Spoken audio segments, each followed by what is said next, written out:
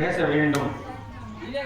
அப்ப ஐயாவை விருந்தை கூட்டு போய் வஸ்திரம் எடுத்து கொடுக்கிறதும் அன்னம் கொடுக்கிறதும் இப்படி இருக்கிறது. பிறகு ஐயா நினைக்கிறார், நம்ம வந்த காரியம் நிறைவேறிவிட்டது.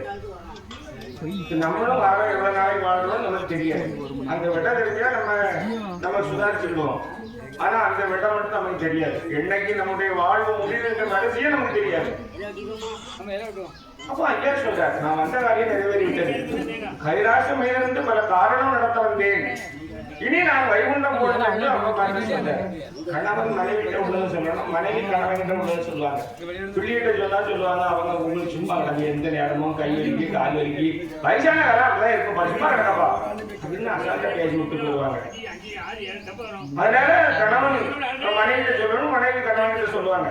அப்ப ஐயா சொல்றாரு, இன்னும் சில நாள் நீங்க என் உடனே பார்க்க முடியாது அப்படிங்கிறாரு.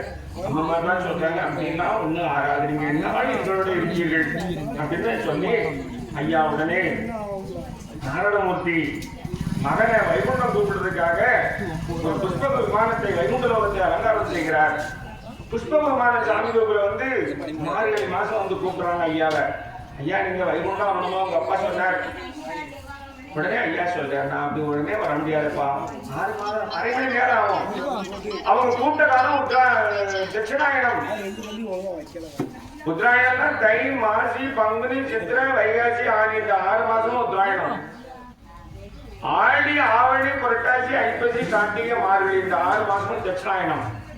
ஆனா இந்த 6 மாசமும் உடல்ல இருந்து உயிர் பிரிவது ரொம்ப நல்லது, எல்லாத்துக்கும் கிடைச்சுக்கிறாரு. அப்ப ஐயா சொல்றாரு, வைகாசி மாசம் எம்பெருமான் அங்கு 21ஆம் தேதி பூர்வபட்ச பூச நட்சத்திரம், யாருடைய சோமவாரம்னா திங்கட்கிழமை, ஈசனுக்கு உகந்த நாள் சிவபெருமானுக்கு.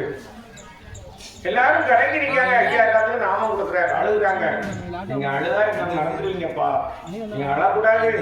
வைகுண்டம்னா எங்கேயோ நினைக்காது, உங்க அன்பான உள்ளம்தான் எனக்கு குண்டம் என்று ஐயா சொல்லி